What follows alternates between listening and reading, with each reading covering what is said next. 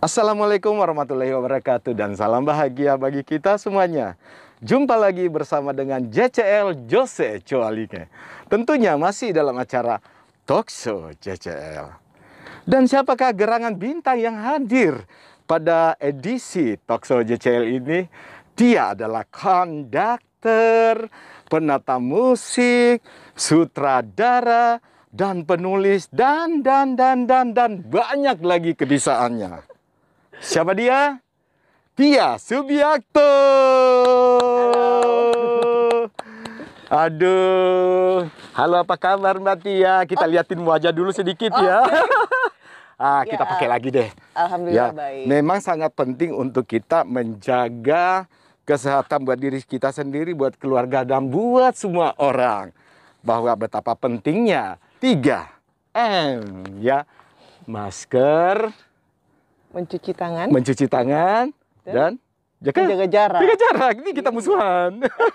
Bukan berarti musuhan, memang jaga jarak aja. Oh, jaga jarak ya, berarti kita nggak musuhan, jaga jarak ya Mbak Tia.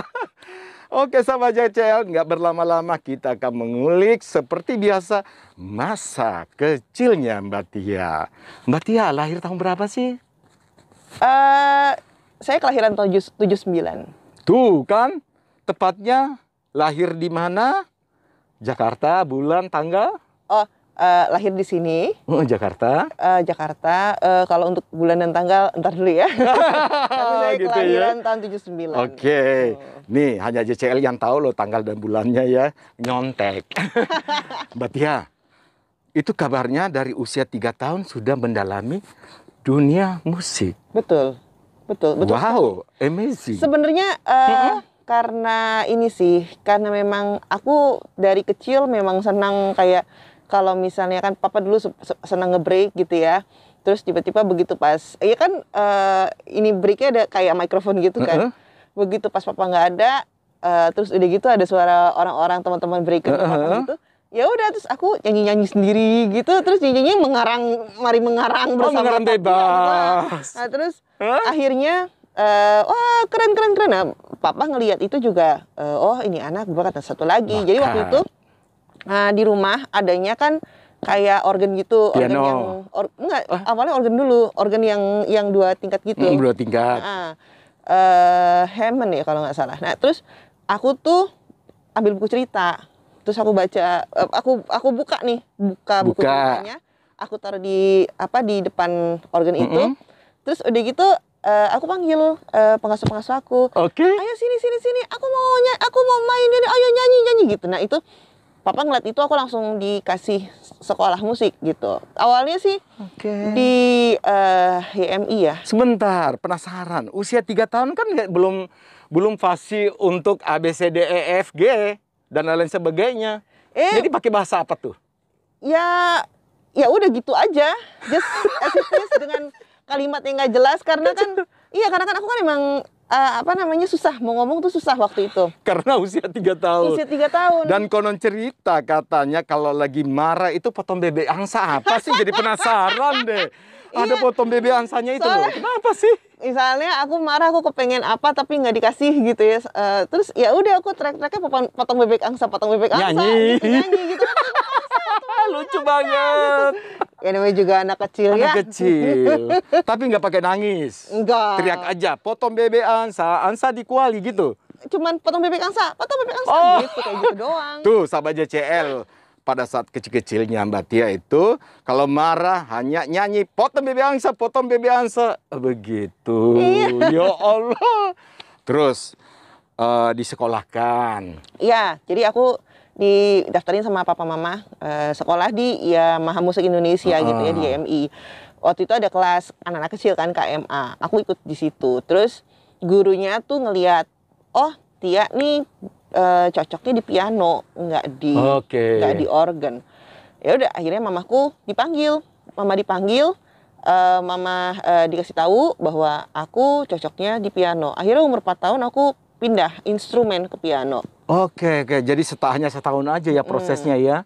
Tapi terus umur 6 tahun kayaknya sih papa mama ngelihat aku tuh serius, walaupun anak kecil gitu tapi serius gitu. Aku dipindahin ke YPM, Yayasan Pendidikan Musik. Jadi di situ tuh aku belajar musik klasik, itu satu. Karena ternyata memang mereka juga punya usut tuh nyari tahu bahwa musik klasik itu adalah basic untuk anak belajar musik gitu. Oke. Di situ aku juga diajarin baca not balok, nulis not balok. Walaupun sebelumnya juga udah ada basic, tapi ini lebih spesifik lagi. Spesifik gitu. ya. Nah, akhirnya umur 6 tahun aku sekolah di EPM. Kita bilangnya sekolah ya, karena memang sekolah musik beneran gitu, bukan kursus gitu. Jadi belum masuk sekolah dasar dong? Umur 6 tahun baru masuk SD waktu itu. Udah. Kalau nggak salah ya, kan soalnya kan 5 tahun biasanya TK, iya, biasa langsung masuk. Sekarang udah nggak boleh kan ya? Sekarang udah kayak nggak tahu deh aku. udah nggak ada anak TK SD lagi soalnya di rumah. Nah, terus jadi selama aku sekolah musik itu memang aku tuh jarang sekali merasakan liburan yang liburan seperti anak-anak yang lain, gitu. seperti Jadi, keluarga yang lain. Betul. Jadi kalau misalnya aku naik kelas, biasanya kan kalau naik kelas di sekolah umum itu kan memang ada libur tuh, ya kan 2 minggu, 2 minggu sebulan gitu kalau nggak salah, aku lupa deh. Nah, pas itu sekolah musikku mulai, jadi sekolah lagi gitu. Nah, pada waktu sekolah musik libur kenaikan itu aku ujian sekolah umum, jadi emang hampir tidak ada waktu rehat untuk having fun. Terus, ya ampun. Tapi memang dimanfaatkan sebaik-baiknya sama aku ya. Kebetulan nggak cuma aku yang mengalami itu, jadi aku sama kedua adikku, Dion dan Sati. Itu bertiga itu, kita sama-sama di YPM, kita sama-sama sekolah piano klasik gitu. Dan ya tapi sesekali gitu papa mungkin karena emang juga kasihan juga sekali ya sama anak-anak. Diajak sekalian refreshing. Nah, baru ngerasain liburan yang benar-benar banget itu tuh waktu SMA. Jadi tahun 95. Waktu itu aku sudah belajar. Jadi selepas IPM lulus ya, 7 tahun kan aku IPM itu. Aku sempat belajar sama Elva Sisyoria almarhum. Aku manggilnya Om Abang gitu ya. Nah, waktu itu Om Abang bawa ini ABB Voice Elva Singer. Elva Sisyoria. Iya. Nah, memang dapat undangan untuk main di North Sea Jazz Festival gitu di Den Haag. Nah, itu kita masa liburan yang benar-benar liburan. Oh, kesana jadi, justru. Mendukung, iya. Liburannya memang bermanfaat untuk sesuatu. Iya, betul. Nah, terus dan pada waktu itu kan waktu SMA kan memang waktu aku SMA, itu 95 kan aku pas SMA ya. Baru masuk SMA, kita memang benar-benar tertarik banget sama jazz. Jadi aku sama adik-adikku itu tertarik jazz. Adikku walaupun dia masih sekolah piano tapi dia memang udah main drum. Adikku Sati juga main keyboard. Si Dion ini. Dion sama Sati. Nah, kita bertiga ya setelah dari situ kita bertiga ya udah bikin komposisi, terus udah gitu segala macam. Lucu sih, aku SMA, Dion SMP, Sati SD. Gitu. Jadi lucu. Emang band bocah banget gitu. Dan orang-orang tahu kalau ini 3 bersaudara. Iya, begitu ini tahu 3 bersaudara. Tahu, karena pakai Subiakto ini. Iya, kan semuanya kalau udah Subiakto. Nah, akhirnya ya kita ngeband. Di situ kita belajar komposisi. Aku sendiri pun juga begitu SMA juga tertarik ke paduan suara, yang mana di situ aku juga belajar harmoni lebih detail gitu. Jadi setelah dapat di sekolah musik di paduan suara, justru aku praktekin sopran, alto, tenor, bass segala macam Oh gitu Mbak Tia. Mbak Tia, sekali lagi Jose mau alihkan dulu ke zaman kecil dulu. Katanya pernah sempat belajar juga di Bina Vokalia Pranajaya. Oh iya, Pak Prana tuh itu usia berapa? Pak Prana almarhum itu guru aku. Aku kalau nggak salah umur 4 tahun deh. 4 tahun ya. Tahun juga. Jadi pas masuk KMI itu aku juga masuk Bina Vokalia. Oh, gitu, jadi sekalian gitu ya. Jadi waktunya dibagi. Iya, jadi pada waktu itu memang ada kelas persemaian. Jadi persemaian mini, persemaian A, persemaian B. Mungkin yang pernah join Bina Vokalia tahu gitu. Familiar banget gitu sama kelas-kelas itu. Nah, aku tuh kenapa dimasukin ke Bina Vokalia? Karena pada waktu itu aku ya itu marah aja potong bebek angsa, ngomong nggak jelas gitu. Tapi giliran Ngomong nggak nyanyi, jelas tapi nada nada bagus. jelas gitu. Dulu pun aku juga sempat kok diajak Pak Prana ya. Waktu itu Pak Prana Prana Jaya. sempat ada satu acara di TV di TV nasional kita waktu itu kan. Beliau kan jadi host di situ. Terus suka bawa murid-muridnya. Nah, aku salah satunya gitu. Terus disuruh nyanyi apa segala macam. Tapi ya itu kalau ngomong gak jelas, tapi kalau jujur jelas. Tetap dengan solmisasi gitu jelas. Kalau solmisasi jelas. Tapi kalau ngomong gak jelas. Kalau ngomong gak jelas, hebat. Terus sempat juga katanya di usia masih kecil-kecil sama Bu Kasur ya. Iya. Setiap ditanya, siapa yang mau menyanyi saya? Siapa yang mau menyanyi saya? Dan saya terus. Apa betul itu? Iya benar. Gimana ceritanya? Itu masa kecil aku juga nggak sadar. Aku juga diceritain sama mama Di kan. TVRI? Diceritain. Enggak, jadi aku tuh sebelum masuk TK, aku sempat masuk playgroup. Playgroup, Bu Kasur ini. Bu Kasur, Pak Kasur kan. Nah terus udah gitu pernah suatu hari memang ada kelas bukan kelas pelajaran menyanyi kali ya gitu ya. Terus ditanya gitu, siapa yang menyanyi? Saya. Ya udah aku maju ke depan, aku nyanyi gitu. Terus setelah nyanyi terus oke, Tia silakan duduk. Terus udah gitu dia nanya lagi, Pak Kasur nanya lagi, siapa yang menyanyi? Saya. Tia gantian ya sama teman-temannya. Teman-temannya juga mau nyanyi kayak Tia gitu. Aku langsung mukanya cemberut. Cemberut. Lari naik ke atas pohon jambu yang di dekat situ. Beneran? Iya. Ya ampun, tombol juga. Terus mama aku langsung Tia turun gitu ngomong gitu. Aduh. Ngambek ceritanya. Ngambek. Cuman pada waktu itu Pak Kasur sangat bijak sekali ya. Kan aku kan dengar cerita dari mamaku ya. Mama juga bilang bijak banget ya gurunya ini gitu. Wah sabar Bu, namanya juga anak-anak. Itu gitu. pengalaman yang sampai sekarang tidak terlupakan setelah dengar cerita ini. Iya. Mama sama Papa ceritakan pada saat Tia udah gede atau bagaimana? Ya SD SMP lah. SD SMP lah. Terus dengar ceritanya malu nggak? Ya ngakak aja sih. Ngakak. Ternyata gue kecilnya gitu ya. Nah kembali lagi sama bertrio nih. Katanya sempat bikin ini ya TNT. Ya jadi waktu itu kita tuh bertiga kan. Nah sempat ada satu saudara kita namanya Wisnu Laksmana. Orang lain. Orang lain, tapi masih sepupu kita. Oh sepupu ya. Wisnu Laksmana pegang gitar. Terus pemain bassnya temannya sepupuku, Erik Selalai namanya. Sekarang jadi fotografer.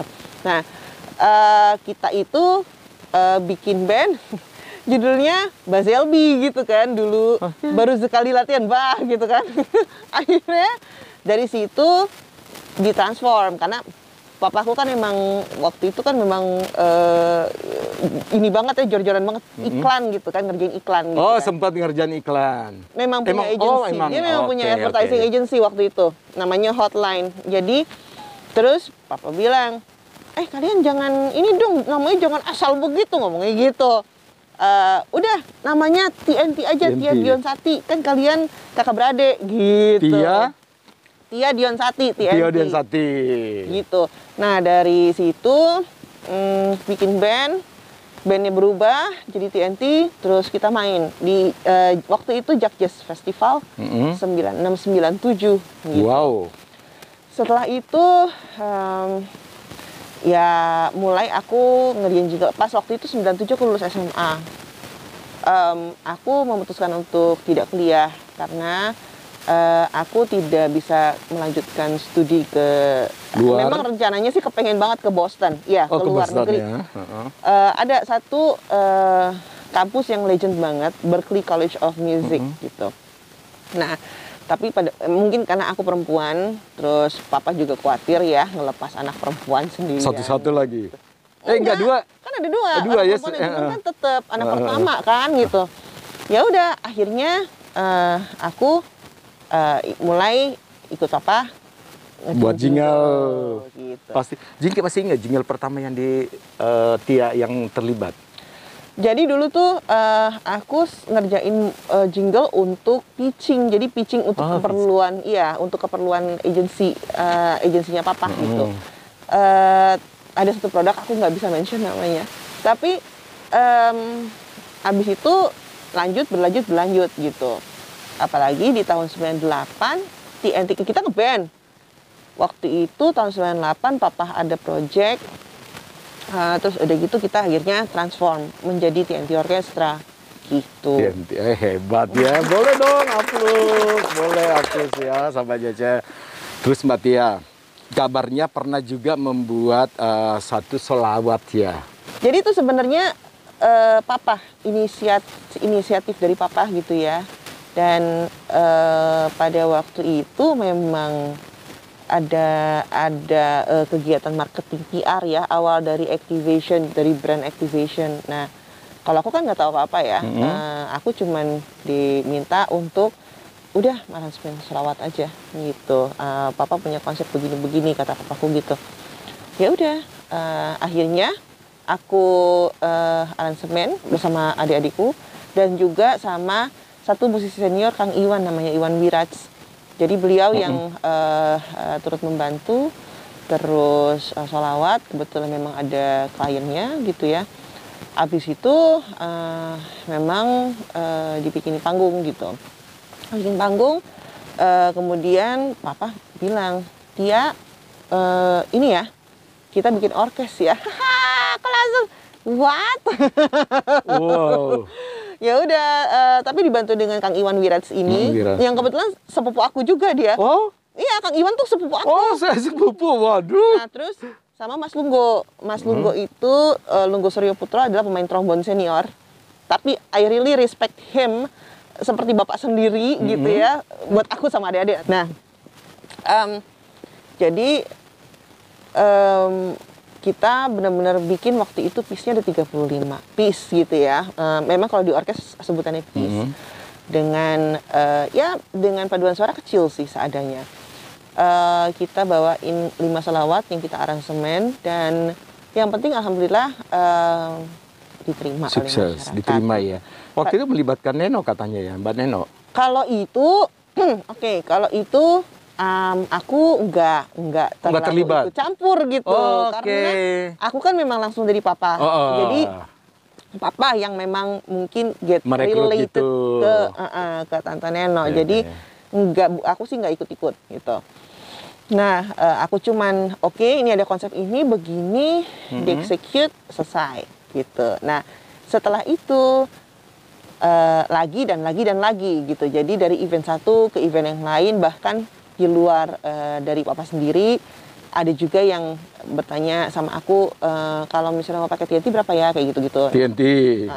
Jadi ya udah, kita benar-benar continue untuk orkes dan juga untuk jingle juga. Ya, jadi macam-macam lah gitu.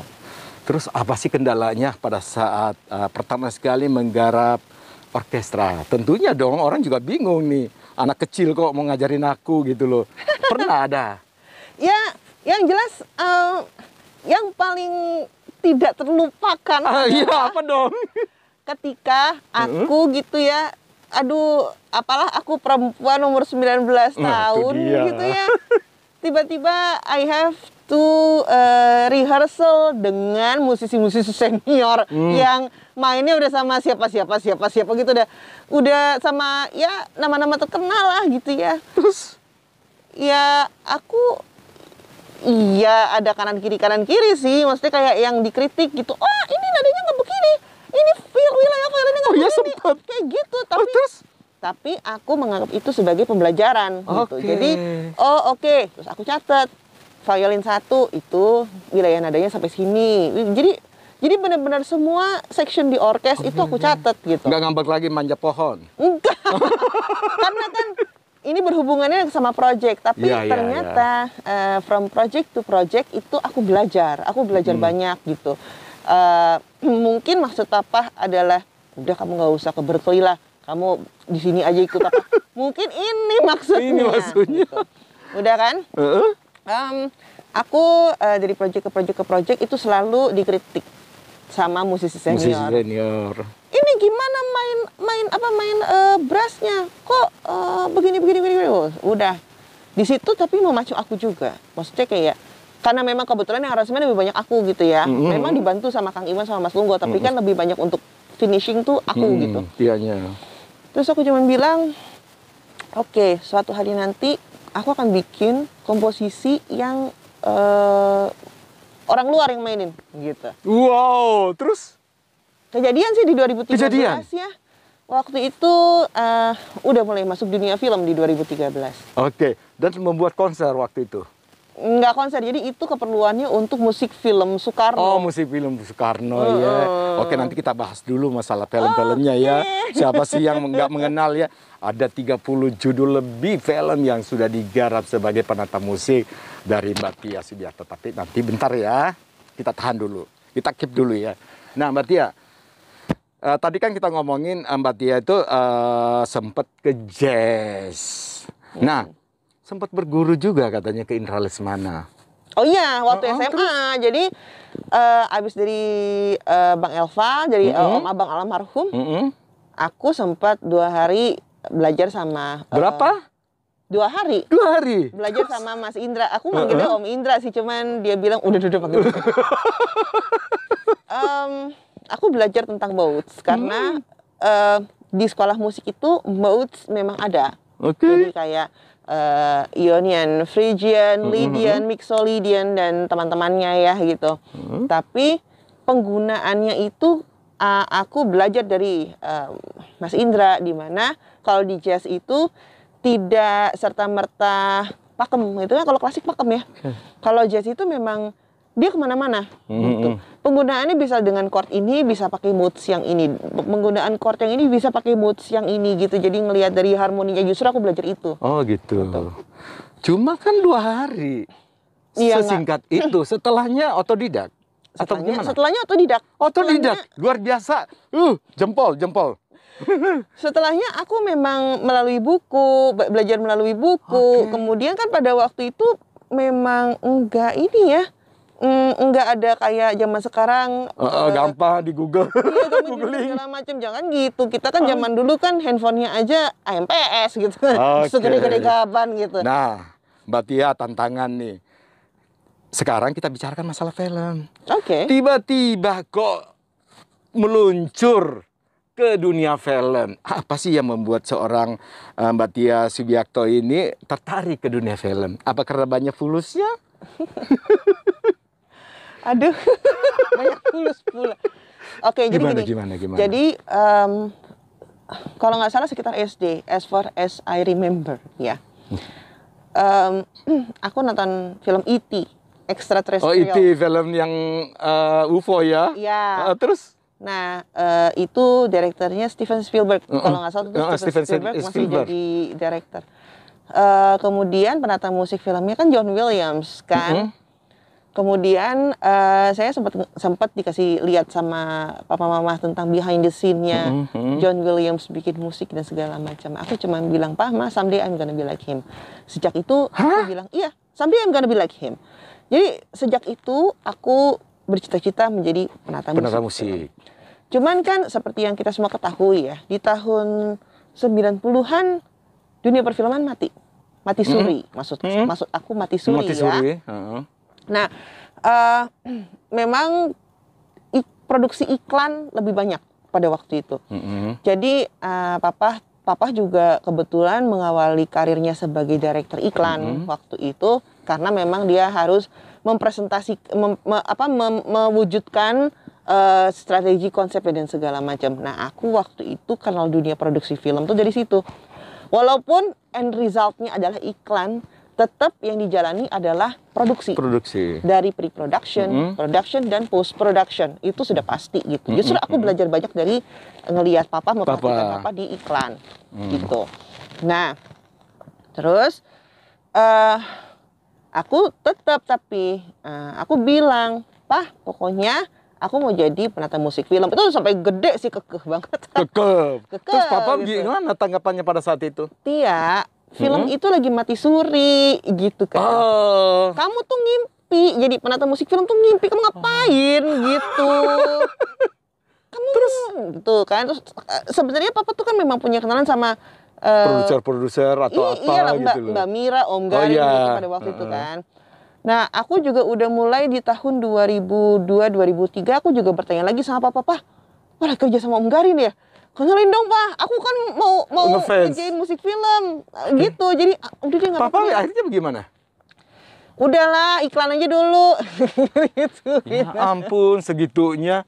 Ih, Tapi nggak apa-apa sih, maksudnya mungkin belum saatnya. belum saatnya mungkin Oke. ya. Sampai akhirnya di tahun 2005 aku memutuskan untuk udahlah bikin studio sendiri deh gitu.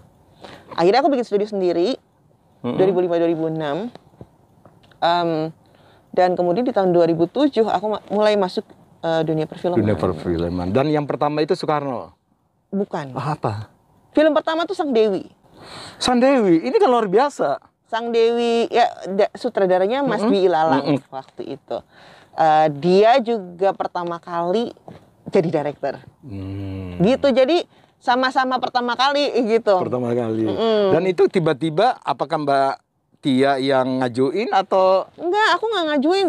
Aku percaya semua itu mengalir sendiri gitu. Oke. Jadi sejak aku kepengen ini kayaknya, oh untuk apa? Aku kepengen ini, wah untuk apa kayak gitu kan.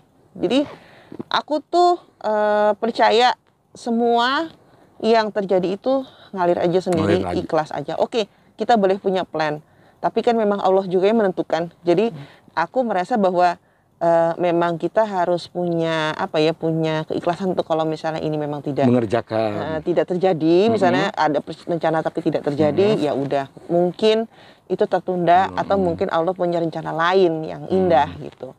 Nah, jadi aku pakai ilmu itu. Oke. Tahun 2005-2006 aku bikin iklan, mesti bikin musik iklan ya gitu. Pada waktu itu memang bergeser dari yang semuanya serba jingle gitu ya. Dari serba jingle menjadi semuanya sudah mulai storytelling tuh di situ. Sudah mulai ada cerita di iklan gitu. Walaupun sifatnya slice of life gitu. Kehidupan sehari-hari gitu. Tapi aku belajar di situ bahwa oh ternyata scrolling begini ya gitu. Walaupun cuma 60 second, 30 second, 15 second, 5 second gitu. Tapi aku merasa bahwa ini pembelajaran gitu. Nah, itu aku bisa dapatkan ketika aku buka studio sendiri. Aku buka studio sendiri, berjuang dari iklan ke iklan, radiokom, radio komersial maksudku ya.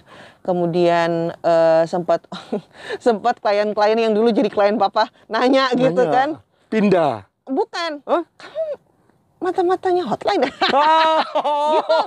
Enggak, aku tuh bikin studio sendiri. Emang aku memang bikin sekarang kerja sendiri gitu. Ya dengan susah payah lah berjibaku lah. Awalnya gitu. papa gak tahu dong, diem dong. Nah, iyalah. Kalau gitu. ngomong pasti nggak boleh ke film. Nah, Terus tapi itu masih lama-lama begitu kan latihannya kan by jingle kan, by jingle, by TVC scoring gitu kan. Di tahun 2007 itu karena kebetulan memang studionya itu di Ruko. Jadi kantornya beda-beda. Jadi satu ruangan beda Oke. beda Jadi kantor, kan. bisa ya pindah-pindah di tempat pindah-pindah yang sama gitu. ya. Nah, terus ada satu orang dia kalau nggak salah lagi ngedesain poster Poster film. film. Ketok-ketok main-main ke studio kan tinggal nyebrang doang dari pintu ke pintu. Terus dia nanya, "Berarti ya ngerjain film nggak?" Aku belum pernah ngerjain film. Aku ngerjain Tapi iklan. pengen. Tapi aku mau. Udah, terus akhirnya dia bilang, "Ya udah, Mas, Mbak bikin musik buat film kita ya." Sandewi ini. Sandewi ini. Udah, terus udah gitu sampai aduh ceritanya kocak banget sih sebenarnya kenapa aku bisa keterima. Kocaknya bagaimana sih? Jadi tuh zaman dulu tahun 2000-an itu kan memang masih ini ya, masih CD. Jadi dari awal 90 sampai sekarang sampai 2007 itu aku percaya CD burning dengan showreel. Jadi kita itu kalau sebagai musisi gitu, kalau kita mau nunjukin hasil kerjaan terakhir kita apa gitu, proyek terakhir kita apa, ya kita burn di CD. Terus dikirim ke klien, nanti klien akan nonton, oh dia tuh ngerjain ini gitu misalnya. Nah, kalau misalnya memang sesuai sama konsepnya mereka, pasti aku dihubungin kayak gitu. Akhirnya? Nah, CD-nya ketuker. Jadi CD yang biasa jadi referensi dengerin aku istilahnya cuci kuping lah. Jadi setelah jingle-jingle segala macam, dengerin piece klasik, dengerin piece musik film gitu, itu di mobil. Jadi kesempatannya cuma di mobil doang tuh, istilahnya cuci kuping gitu. Nah, terus ketuker, dikirain itu Sheryl aku. Oh, itu yang lucunya. Iya, gitu.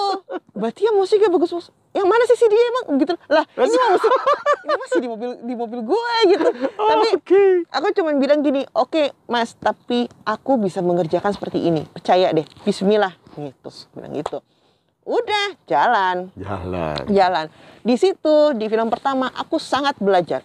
Sangat banyak belajar. Apalagi ya alhamdulillah waktu itu eksekutif produsernya memberikan kesempatan kepada kita untuk terbang ke Hong Kong. Pada waktu itu postnya di Hong Kong soalnya. Jadi setelah aku bikin musik, aku pun juga deg-degan ya karena itu pertama kalinya aku mendengar Dolby Surround 5.1. Itu tuh aku baru pertama kalinya. Selama ini kan aku taunya stereo aja gitu kan. Ya udah, sekalian aku belajar di situ. Belajar, ngobrol, oh ternyata postnya begini, oh beda ya sama iklan ya, gitu kayak gitu-gitu. Namanya pun juga beda, maksudnya kayak penggabungan audio dan visualnya itu beda banget gitu. Kalau di iklan aku terbiasa dengar kata restripe, di film aku mendengar kata merit print. Aku tuh sampai nanya, merit print tuh apa sih? Ini loh, jadi yang udah di online nih gambarnya. Terus digabung sama final mix udah audio semuanya, digabung jebret gitu. Nah itu namanya merit print. Oh ya restripe juga dong judulnya. Iya tapi ini merit print. Alasannya karena ya banyak lah, itu kan memang sejarah ya. Akhirnya aku sampai belajar gitu. Sampai oh ternyata tuh kalau di studio mixing itu layarnya segede-gede kayak waktu pas aku SD ngeliat John Williams segede-gede. Dia ngondak di depan layar segede-gede gitu kan. Oh gila ya, keren banget ya gitu. Aku gitu lah. Nah di situ aku belajar. Aku pikir gitu ya, oke, yang penting cita-cita aku sudah tercapai gitu. Maksudnya penata musik film, alhamdulillah gitu. Ya meneruskan dengan iklan, radiocom kayak gitu ya. Tiba-tiba dapet tawaran. Kembali. Waktu itu Ayah Cinta, bukan? Betul. Oke. Jadi waktu itu produsernya Mas Hanung telepon. Berarti ya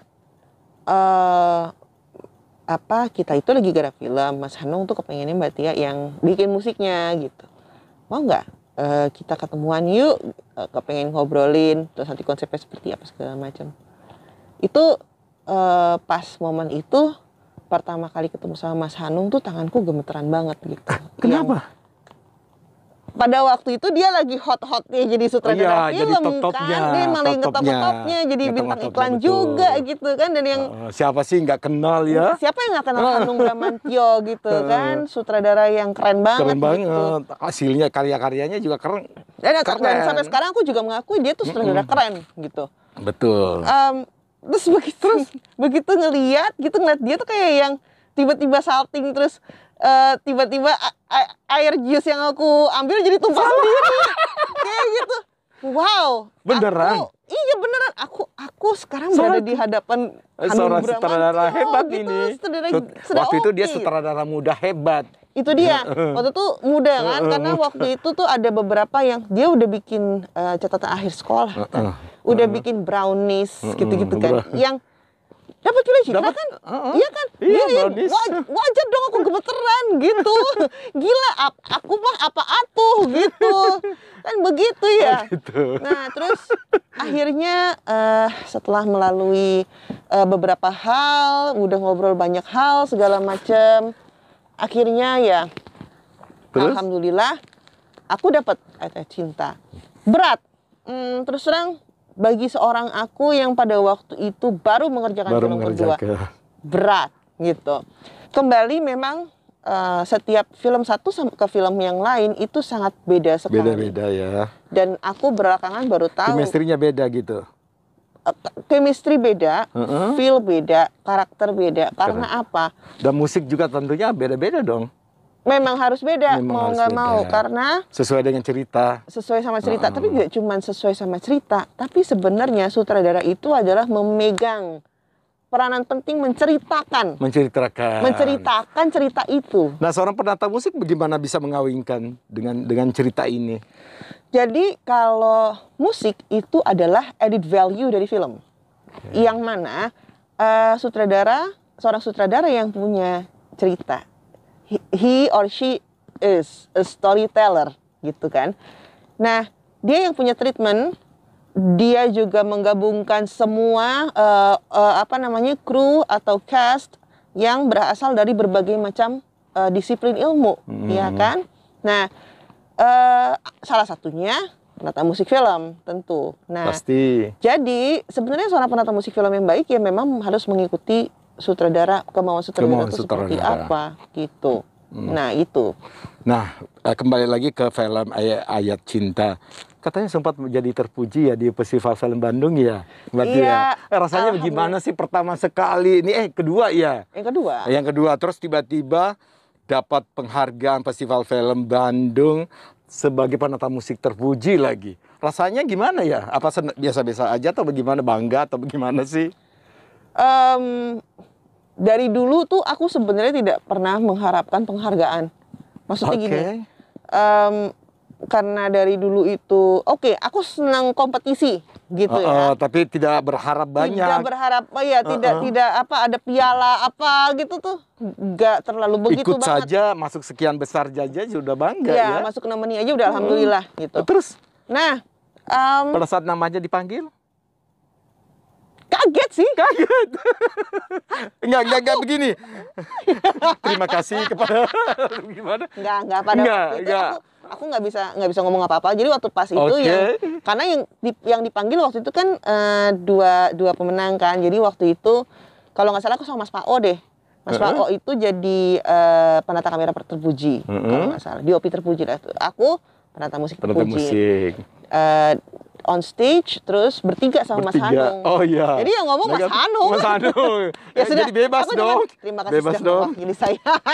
Dan saya rasa itu bukan hanya pertama sekali, kan 2 kali masuk sebagai terpuji di Festival Film Bandung ya. Sebenarnya Sang Pencerah kalau nggak salah ya. 3 kali. 3 kali. Oh. Film apa lagi? Sang Pencerah kan Ayat Cinta udah ya. Ayat Cinta pertama. Ayat Cinta udah. Selanjutnya Sang Pencerah. Sang Pencerah. Setelah itu Mooncake Story. Nah, Mooncake Story itu yang ini aku nggak nyangka. Tiba-tiba aku perdana bekerja sama dengan Om Garin Nugroho. Gitu. Itu sutradara Garin. Direkturnya Om Garin. Luar biasa. Yang awal dari kita ceritakan bahwa seneng sekali kan? Oh iya dong, Pasti. Minta kenalin dong. Iya, Om Garin itu tuh sutradara keren banget gitu loh. Pada waktu itu tuh aku nonton Daun di Atas Bantal di bioskop gitu yang sama Christine ya. Sama Bu Christine ya, aku langsung wah, keren banget. Keren banget. Gila kok aku feel dapet banget gitu. Padahal Om Garin benar-benar realis menceritakannya gitu, realis dan aja. perfect sekali cerita demi cerita dia rangkum sampai namanya kan keluar ya, bukan hanya di lokal. Gila gitu perfect banget gitu kan. Aku juga seneng banget gitu. Nah makanya begitu pas dapat kesempatan untuk kerja bareng sama Om Garin, walaupun filmnya film pop ya. Tapi aduh gitu kan, ya alhamdulillah banget gitu.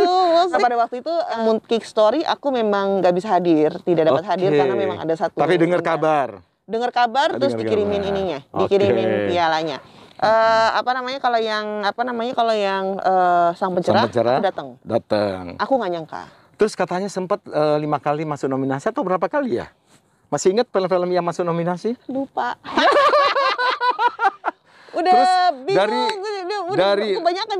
Mbak Tia, dari 30 judul film yang digarap, mungkin lebih ya, sebagai penata musik, sutradara. Terus masih ingat judul-judul yang paling berkesan atau bagaimana? Iya, oke. Jadi ada beberapa ya. Mungkin setelah Ayat-Ayat Cinta, aku sama Mas Hanung tuh sangat intens sekali. Intens ya. Jadi lebih banyak yang memang benar-benar memorable itu film-film yang aku kerjakan bersama Mas Hanung gitu, yang musiknya aku kerjakan dengan. Masih ingat judul-judulnya? Sebenarnya setiap filmnya beliau itu nggak ada yang nggak aku ingat.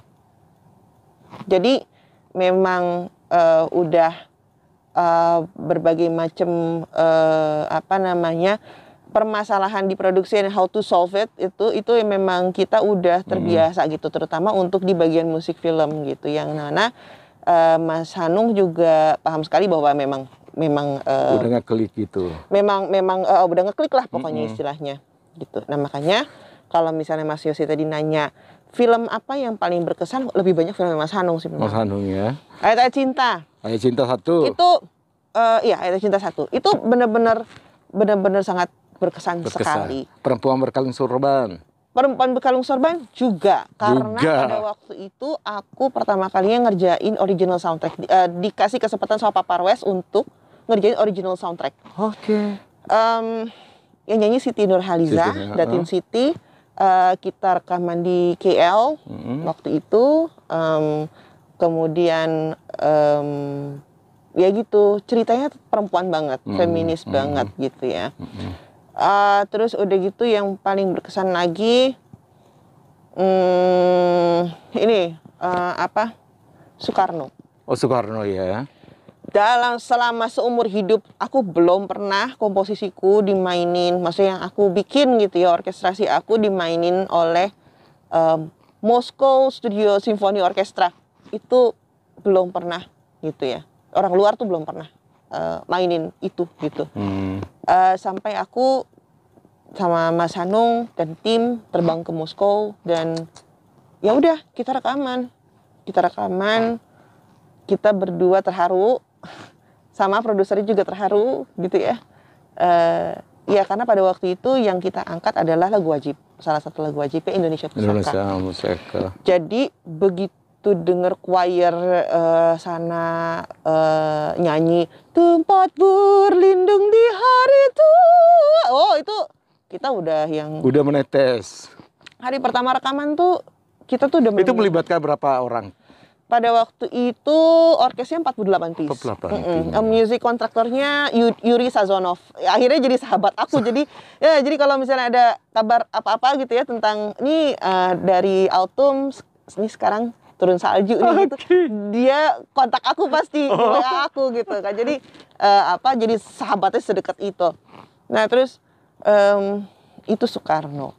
Sang Pencerah pun juga sebenarnya. Sang Pencerah ya. Karena pada waktu itu ya alhamdulillah karena Sang Pencerah aku merasa Mas Hanung memberikan kesempatan kepada aku untuk bisa belajar etnomusikologi secara satu daerah ya. Jadi musiknya memang musik Jawa. Kali ini memang Jogja. Terus aku juga jadi paham sekali gitu, maksudnya paham pakem dan segala macam. Nah, terus udah gitu aku juga dibantu sama Mas Nanang HP pada waktu itu.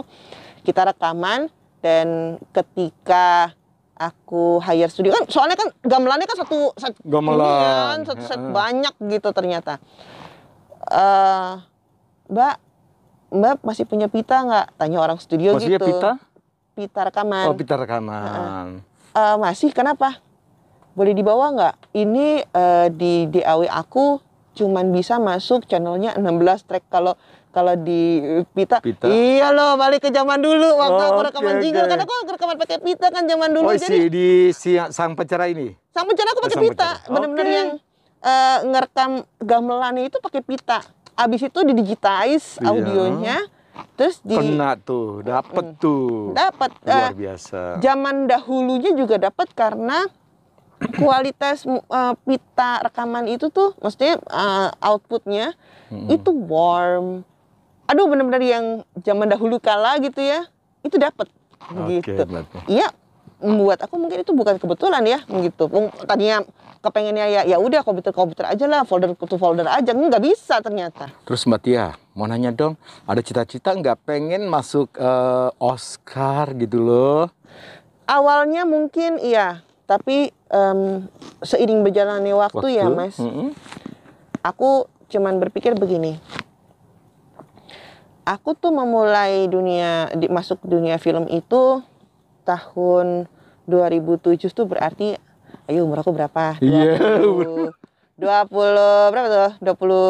28-an lah ya. 28 ya. Enggak 20. Tadi kan 2009 kan aku umur 30. 27 28-an lah ya. Hitung-hitunglah segitu. Aku memang lagi on fire banget gitu. Wah, menggebu-gebu. Wah, gila, cita-cita tercapai. Berkarya nih, bagaimana gitu ya, kan. Terus gitu kan. Nah, begitu sekarang 40 itu usia nih. Usia yang oke, aku sudah harus berpikir gitu. Mungkin kalau bagi laki-laki memang bisa kali, masih bisa. Ayo kita gembur terus, kita gembur terus. Tapi buat aku sendiri gitu, apalagi dengan anak-anak yang sudah remaja gitu, bahkan anakku yang paling besar itu sudah dewasa gitu ya, udah 20 tahun gitu. Membuat aku juga berpikir juga gitu. Selama aku mengejar cita-cita aku memang agak kurang spend time sama anak-anak gitu. Nah, aku juga berpikir bahwa dari segi karir pun pasti yang namanya di dunia ini pasti ada regenerasi lah, gitu ya. Regenerasi itu tidak bisa kita cegah. Yang ada kita harus mendukung regenerasi dan ikhlas melepas. Enggak juga. Mungkin melepas enggak. Kita kan bisa di dunia perfilman dengan usia berapapun. Berapapun. Cuman mungkin untuk bekerja kayak kemarin itu kayaknya sih membuat aku yang I'm 42 now gitu, dan aku merasa bahwa sudah saatnya berbagi ilmu. Sudah saatnya berbagi sharing kepada para musisi-musisi muda yang memang kepengen punya cita-cita yang sama kayak waktu SD. Tapi memang tidak bisa mewujudkan kepengen sekolah musik film. Mungkin kalau misalnya ada yang mampu berkemampuan untuk musik film, ya alhamdulillah. Tapi kalau misalnya ada yang iya aku tuh nggak bisa sekolah musik film karena ini karena akhirnya aku berbagi pada mereka. Jadi waktu pas banget aku umur 40 tahun, aku punya satu kelas namanya Film Score Camp gitu. Waktu itu kita masih bisa berjumpa offline. Masih bisa yang masih bisa yang seminggu kita ketemu, terus peserta masih bisa merasakan rekaman di studio yang telah disediakan dengan film yang telah disediakan gitu kan. Nah, tapi begitu pas sudah mulai pandemi pun juga tidak menyurutkan kita untuk tetap mengajarkan gitu. Tidak menyurutkan semangatku untuk tetap berbagi. I am still sharing tentang ilmu musik film, dan kadang-kadang juga pesertanya tuh lumayan sih, alhamdulillah ya. Rata-rata 75 orang, 100 orang, dan mereka memang harus membuat komposisi musik masing-masing satu-satu gitu. Berdasarkan dari film yang diberikan. Dan alhamdulillah ada juga yang, jadi dari situ ada juga yang tiba-tiba berani untuk menerima tawaran dari PH-PH, mungkin PH-PH baru atau PH-PH yang memang sudah established. Tapi tahu kualitasnya ya. Ya, kan kemudian Dan kemudian ada juga yang satu murid aku yang tiba-tiba diminta tolong untuk bikin musik film indie di US gitu. Itu ya alhamdulillah gitu. Maksud aku justru masa-masa ini adalah langkah awal aku untuk bisa berbagi. Kalau nggak begitu, kapan lagi? Gitu. Nah, dari film Score Camp, akhirnya nama kelasnya menjadi kelas simfoni, dan tidak cuma musik film yang kita share, tapi bagaimana caranya kita membuat konten rasa layar lebar, kebayang? Konten rasa layar lebar. Jadi emang bener-bener semuanya film, toh, ya kan? Iya. Dan tidak menutup kemungkinan juga tiba-tiba suatu hari, kita nggak tahu takdirnya Allah menakdirkan aku untuk misalnya jadi produser. Lah, kita nggak pernah tahu. Tidak? Iya kan? Enggak gitu. Dan sudah terjadi kan? Ya. Belum, hampir. Nggak, sekarang nulis dulu. Oke. Jadi, Nah, aku pengen nanya dong soal filosofi tentang tumpeng kehidupan. Apa sih itu? Penasaran? iya. Kok ketawa? Aku nggak nyangka sih Mas Jose nanyain ini. Mau dong, mau tahu. Iya, tapi ini pertanyaannya bagus banget gitu. iya, Dan oke, aku oke. senang banget jawabnya. Asik. Jadi itu kebiasaan waktu aku dari kecil. Dari kecil? Dari kecil, diajarin sama papa. Kan tumpeng kan gini. Iya, Kerucut. jadi diajarin sama papa bahwa hidup itu seperti tumpeng. Oke, oke, oke. Nah, Mas Jose pernah dengar kan ada istilah life begins at 40. Nah, hidup itu dimulai dari umur 40 tahun. Jadi, puncak tumpeng itu ada di 40. Puncak tumpeng ada di usia. 40. Oh, usia ya? Usia 40 tahun. Nah, Oke. jadi papa itu punya kebiasaan sama kita-kita, aku sama adik-adikku untuk membuat tumpeng kehidupan itu. Jadi ada dari umur 10 sampai 20 tahun itu planning apa? 20 sampai 30 kamu cita-citanya jadi apa? 30 sampai 40 dan itu memang setiap tahun. Jadi misalnya step by stepnya itu jadi apa? Nah gitu. Nah, tadinya umur 40 tahun aku pikir wah, dapat penghargaan internasional kali ya gitu. Itu jadi Oh iya, goal sempat aku. ya festival ASEAN ya. Makanya itu memang jadi terwujud di umur 37 tahun. 37 tahun. Ini nih. Nah, ini dia nih ya. Asia Pacific Film Asia Festival Pacific, 2017. Dan ya. aku juga nggak nyangka Oke. ini hadir di sini. Aku nggak nyangka. Asia Pacific Film Festival. ya. Punten ini emang udah ya. agak tuh. Udah agak copot-copot. Jangan ini ya, nanti aja kita shoot ya. Oke, Nah, ini. Jadi Saya rasa 2 kali ya. 2 kali menang. sebelumnya itu aku sempat jadi nominee juga. Nominasi. 2012 itu kalau nggak salah di Makau. Aku sempat ikut berangkat. Yang di Makau itu film apa? Judul filmnya waktu itu Hafalan Sholat Delisa. Oke. Hafalan Sholat Delisa adalah film yang menceritakan tentang seorang anak namanya Delisa. Dia menghafal bacaan sholat. Bacaan sholat. Karena mau ujian. Terus tiba-tiba tsunami Aceh datang gitu. Dan kemudian ada banyak story di situ mengharukan. Aku sendiri Mengharukan juga, ya. Ya, aku sendiri juga waktu ngerjain itu juga Waktu ngerjain musiknya nih. nangis aku. Oke. Membayangkan bagaimana Kisahnya kalau ngalamin ya tsunami Iya, itu. iya. Berarti 1 kali masuk nominasi di Makau dan 1 kali ini menang. ini menang. Menang. Ya, ini aku nggak dengar apa-apa. Film apa nih ceritanya? Rudy Habibie. Oh, Rudy Habibie. Iya, Habibie Ainun atau ceritanya Iya, Eyang. Tetap direkturnya Hanung Bramantyo. Hanung pasti. Sutradara keren itu. Kalau nggak salah 2 jilid ya digarap sama 3. Jadi 3. Habibie Ainun tuh 1, 2, 3. 1, 2, 3. Semua penata musik. Aku, ya. Aduh. Nah, apa? Nah, terus kembali lagi soal tumpeng kehidupan ini. Oh iya, jadi di umur 37 tahun aku dapat ini. Terus aku mikirnya, lah terus umur 40 tahun aku ngapain ya? Mau jadi apa gue gitu. udah maksudnya yang Udah bentar cita-cita lagi nih, 3 aku. tahun lagi nih. 3 tahun lagi. 3 tahun lagi. Kok bisa dapatnya gitu kan? Padahal itu 40 kan apa lagi cita-citanya. nih? Nah, makanya cita-citanya kan di umur 40 gitu. Akhirnya aku berpikir umur 40 aku bikin sekolah aja.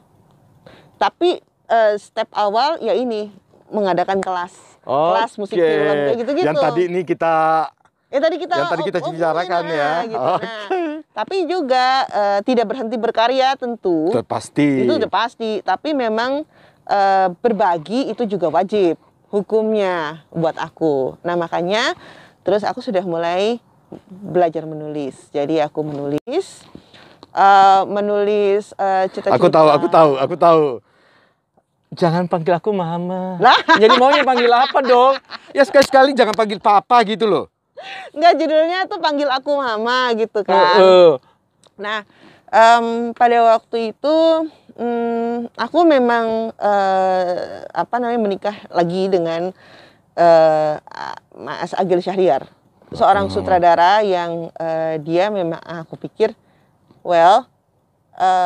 beliau memang pantas untuk masuk ke dunia film sebagai sutradara gitu. Jadi aku nekat aja nulis skenario gitu untuk dia. Judul awalnya apa? Kapan kau memanggilku mama? Kapan kau memanggilku mama? Aduh. Nah, tapi dari situ dinovelisasikan pada waktu itu karena memang mungkin aku juga penulis baru kali ya gitu. Terus produser banyak yang abstain begitu aku kasih Share skenario. gitu ya. Terus akhirnya ya udah di tahun 2020 diluncurkan secara indie, dipublish secara indie. Dan akhirnya aku menulis lagi. Jadi akhirnya di tahun lalu dan tahun ini aku terus menulis. Ada satu cerita, ini lagi di layout sih. Judulnya Anak Tak Bernama. Anak Tak Bernama. Anak Tak Bernama gitu. Untuk 2021 ini? Harusnya, cuman karena memang proses layoutnya lama, jadi tahun depan mungkin akan baru diluncurkan. Ya. Tapi sudah ada bayangan dong? Udah proofread, naskahnya udah proofread. Oke. Dan sudah lagi diajukan untuk kepengurusan copyrightnya. Wow, berbahagia ya sahabat JCL, hanya di sini nih, udah buka nih. Nih Mbak Tia nih udah buka-bukaan loh. Di luaran belum loh. Rencananya tahun 2022. Iya sih, memang baru di sini sih. Hebat, luar biasa. Rencananya tahun 2022 mau menulis lagi, tapi memang menunggu recovery aku dulu ya gitu, karena kan memang cedera yang aku alamin gitu ya, jadi menunggu ini juga lancar. Amin, amin. Tapi, Insya Allah didoakan loh Mbak Tia. Tapi memang aku seneng banget gitu karena menemukan dunia kepenulisan tuh di umur 40 yang tadi kita tumpeng itu ya. Jadi salah akhirnya, satunya nih, ini loh. Nah, dengan menulis kita bisa berbagi hal-hal yang positif. Kita bisa sharing pengalaman. Bahkan aku memang mau menulis buku non-fiksi juga tentang musik film. Jadi ini juga baru di sini bukannya. Oh sih, luar biasa ya. Jadi jadi memang sangat menyenangkan lah bermusik, menulis dan juga mendukung anakku yang perempuan lagi sedang bikin lagu. Aku produserin aja lah gitu. Mendukung. Siapa dong namanya? Apa? Anaknya? Jadi anakku tuh ada 2. Yang satu namanya Satrio. Sudah besar, umur 20. Yang satu Sri Kandi. Jadi Satrio Wibisono, Sri Kandi Larasati gitu. Nah, ini dua-duanya terjun. Yang lebih terjun sih si Kandi ya, kita manggilnya Eneng. Si Eneng sih yang lebih terjun gitu ya. Lebih kalau misalnya ke musik atau ke film? Ke musik dia. Ke musik ya. Jadi benar-benar dia totally pure music karena dia tuh tipenya tipe-tipe akustikan. Terus udah gitu musiknya musik perenungan tentang dia semasa ABG itu. Buat aku tuh, aku aja seumur dia itu belum sampai situ. Dia udah sampai situ dan buat aku udah pokoknya sini ayo sini mama yang usahain, mama yang produce, mama yang mixing, luar biasa ya. Begitu, kayak gitu. Jadi, boleh dong tepuk tangan dong.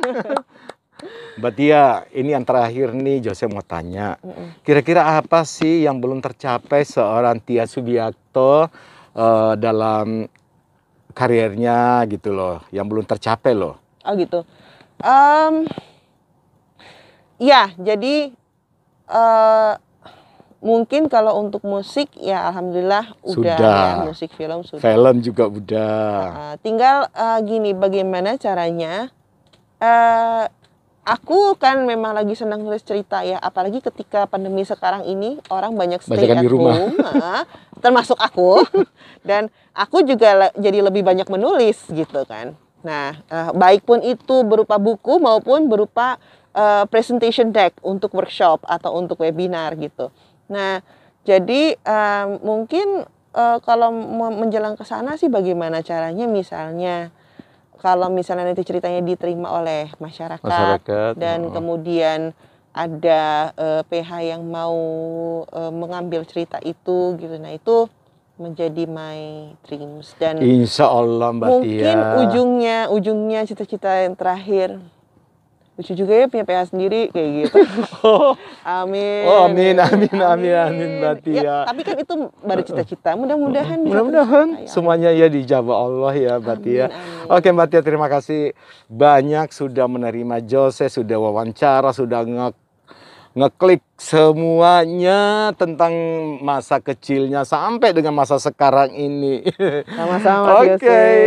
Sahabat JCL, selesai sudah jumpa kita bersama dengan saya Jose Coalinge dan Tias Biakto. wassalamualaikum warahmatullahi Warahmatullahi wabarakatuh. wabarakatuh. Salam.